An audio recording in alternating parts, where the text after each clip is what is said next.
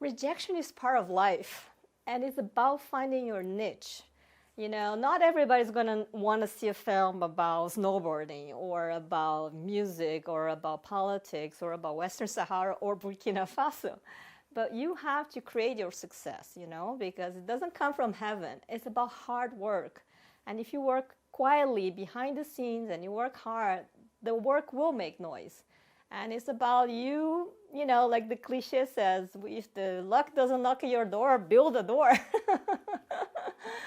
So you have to create opportunities for things to go through this world that is overwhelmed with information and media and films and books and everything. Because there will always be some people out there, you know, there will always be people there that care, and you have to just connect to them. Nowadays, we have social media, you know, like we are trying to show our films in off the beaten path countries, for example, and people working with me, like, how are we going to show this film in Eritrea or Guinea-Bissau or Angola or Zimbabwe or, you know, and like, let's make friends. Let's make friends in those countries, and then they can recommend like art venues or cultural venues or, you know, maybe a basement. And we'll show our films in different corners of the world. And this is also something that I really think is important to acknowledge, that there is beyond Paris, London, New York, Tokyo, you know. I think filmmakers, they work so hard, and it's so hard to distribute their films, that once they show in the big capitals of the Western world, they think that's it. But for me as a filmmaker, I like to show my film in places that people don't even think, you know, that there is an audience, because we're all part of the world, you know. We should not discard some of the countries that, you know, like, oh, who cares about showing the film in Vanuatu? I care. Yeah, everything counts. I mean, obviously, it's wonderful if you have a screening of a documentary and 1,000 people show up. But then, you know, if you're in a classroom with like 50 students, it's as valuable as, you know. And I think everything counts, because sometimes you touch the heart of one person and this person will do more, and the ripple effect will continue.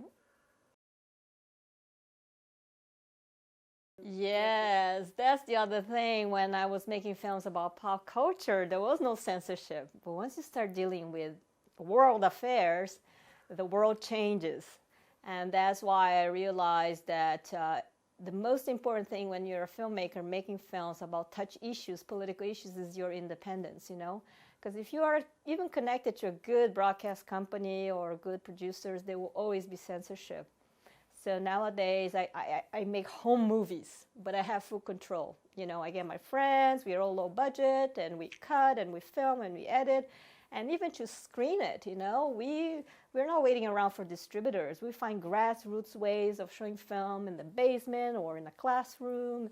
Sometimes big festivals, they show our films too, but we are not counting on big venues, you know.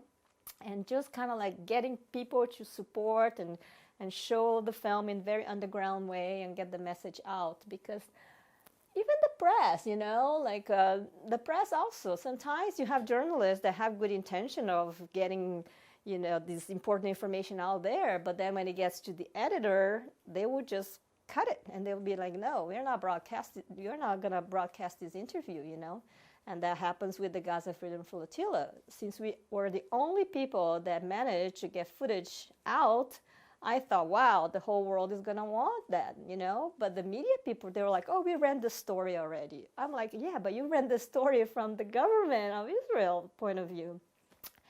But people don't like to confront the big powers, you know, and just is just how the world operates. So, and if you want to be like real, you're going to have to find independent ways to get the information out there and make your films and distribute your films and everything. So my advice to young filmmakers is that make it simple, make it from the heart, make it real, and make it very independently.